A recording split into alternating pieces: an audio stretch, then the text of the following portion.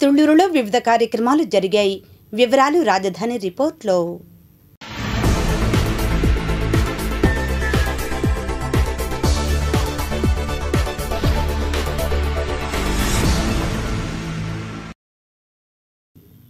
కృష్ణానది వరద వల్ల తాళాయిపాలెం లంకవాసులను అధికారులు సురక్షిత ప్రాంతాలకు తరలించారు.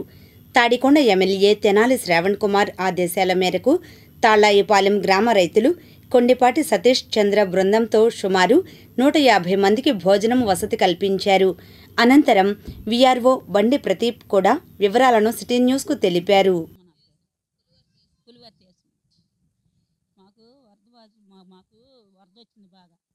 ఉండటానికి వెళ్ళాక ఎంతో బాధపడుతుంటే మమ్మల్ని రైతులు అందరూ కలిసి మమ్మల్ని ఆదుకొని బడిలోకి హై స్కూల్లోకి తీసుకొచ్చారు. ఎంతో బాధపడుతుంటే మా బాధ చూడలేక అధికారులను రైతులు కలిసి మాకు భోజనాలు ఏర్పరిచారు. మాకైతే ఉండటానికి కూడా ఇల్లు లేదు. లేపమట్టి మేము ఆడ ఉండగలిగాం. లేని స్థితిలో ఉన్నామన్నమాట. తినటానికి కూడా ఏం లేక భోజనాలు ఏర్పరిచారు. మాకు అన్ని బాగా సహకారంగా కుదిరింది. బాగుంది భోజనం. నాగేంద్రం మరి మాకు వరద వచ్చింది. నీళ్ళు కాడకొచ్చి ఇళ్ళలో మునుగుతున్నాయి నీళ్లు. మేము సామాను కూడా తెచ్చుకోకుండా బట్టల మటుకు తెచ్చుకొని మేము అట్టాగా హై స్కూల్ దగ్గరకు వచ్చాము. ఉండటానికి కూడా ఇరుగ్గానే ఉంది. ఇక్కడ హై స్కూల్ దగ్గర అక్కడ కొంతమంది ఉంటున్నారు. మరి గ్రామస్తులు రైతులు మాకు సహాయం చేస్తున్నారు. మాకు ఏ సహాయం అందలేదు. మరి మేము ఈ ప్రభుత్వం నుంచి మాకు ఇంకేం అందలేదు. ఈ ప్రభుత్వం వారు మాకు సహాయం చేయాలి. దయానందం అండి. ఈ వరద ఉధృతంగా వచ్చింది కానీ లంకలో ఇక్కడికి లంకలో నుంచి ఊళ్ళోకి వచ్చామండి. ఈ పని స్కూల్ దగ్గర భోజనాలు రైతులు ఏర్పాటు చేశారు.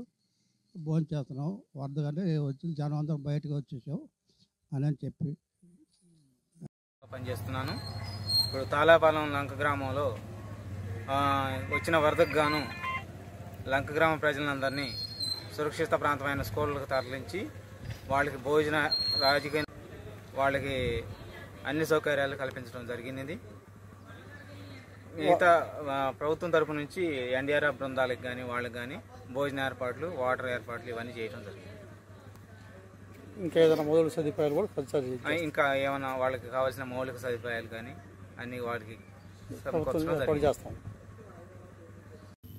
దొండపాడు గ్రామ ప్రాథమిక సహకార సంఘం సొసైటీ ప్రెసిడెంటుగా గుడూరు బుల్లిబాబు బాధ్యతలు చేపట్టారు. సొసైటీ మెంబర్లుగా బుడ్డి సాంబశివరావు, వలపర్ల జోసెఫ్. ఈ కార్యక్రమంలో నాయకులు దొండపాడు మాజీ ఎంపీటీసీ మైనేని గిరిజ, దొండపాడు గ్రామ తెలుగుదేశం పార్టీ అధ్యక్షులు నెలకుదుటి వెంకటపతిరావు, నెలకుదుటి గోపాలరావు, కొమ్మినేని చిన్ని తదితరులు పాల్గొన్నారు.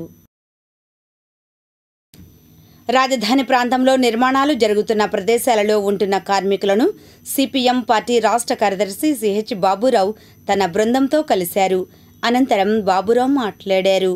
ఇంకా ఈ కార్యక్రమంలో సిపిఎం నాయకులు రాజధాని డివిజన్ కార్యదర్శి ఎం రవి, పేరం బాబురావు, జొన్నకోటి నవీన్ ప్రకాష్, వల్లభాపురం వెంకటేశ్వరరావు, షేక్ జానీ, కాపారం రామకృష్ణ, పి వెంకటేశ్వర్లు, రాములు తదితరులు పాల్గొన్నారు. రాజధాని అమరావతిని గతంలో వైసీపీ ప్రభుత్వం 3 ముక్కలు చేసి దాన్ని విచ్ఛిన్నం చేసింది. ఏదో కొత్త ప్రభుత్వం అభివృద్ధి చేస్తామని చెప్పారు, టెండర్లు పిలిచారు, బాగానే ఉంది. కానీ అభివృద్ధి పనులు ఆశించిన వేగంగా జరగట్ల. రెండో వైపు రాజధానిలో ఉన్నటువంటి రైతులకు కానీ, కూలీలకు కానీ, పేదవాళ్ళకు కానీ ఇచ్చిన హామీలు నెరవేర్చడం అది పూర్తిగా నత్తనడకం సాగుతూ ఉంది. ప్రభుత్వాలు మారినా, సంవత్సరాలు గడిచినా ఎక్కడి సమస్యలు అక్కడే ఉండిపోయినాయి. ఇప్పుడు రాజధానిలో ముఖ్యమైన సమస్య చేసుకోవడానికి పని లేదు. ఇతర రాష్ట్రాల నుంచి వచ్చినటువంటి వలస కార్మికులు పనిచేస్తున్నారు తప్ప స్థానికంగా పుట్టి పెరిగిన వాళ్ళకి, స్థానికంగా భూములు ఇచ్చిన వాళ్ళకి, పనులు కోల్పోయిన వాళ్ళకి ప్రభుత్వం పని చూపించట్ల. దీంతో అటు చదువుకున్న యువకులు కావచ్చు, లేదు మహిళలైనా, మిగతా వాళ్ళైనా అరకొర పనులు తప్ప వాళ్ళు నిజంగా బతికే మార్గం లేదు. మరి ఆ రోజున అందరికీ మేము పని చూపిస్తామని హామీ ఇచ్చారు. మరి ఆ హామీని ఇంతవరకు ప్రభుత్వం నెరవేర్చట్ల. దానికి తోడు ఉచిత విద్యా వైద్యం అనేటువంటి హామీలు ఇచ్చినటువంటి ప్రభుత్వం ఉచిత విద్య కాదు, ఆఖరికి రాజధానిలో పెట్టిన SRM విట్టుల్లో కూడా లక్షలాది రూపాయల ఫీజులు స్థానిక విద్యార్థులకు వసూలు చేస్తున్నారు. మరి ఇటువంటి పరిస్థితి ఈరోజు రైతులకి ప్లాట్లు ఇంతవరకు చూపించాల. ఆ ప్లాట్లు ఎప్పుడు అభివృద్ధి అవుతాయో తెలీదు. మరొక వైపున వలస కార్మికులకు కూడా అనేక ఇబ్బందులు పడతా ఉన్నారు. వాళ్ళకి పని చేసిన రోజే జీతం, ఆ జీతం కూడా 400, 500. ఇప్పుడు వర్షాలు వస్తే వర్షాల్లో పని లేకపోతే వాళ్ళకి జీతాలు లేవు. చాలా తీవ్రమైనటువంటి ఇబ్బందులు ఇతర రాష్ట్రాల నుంచి వచ్చిన.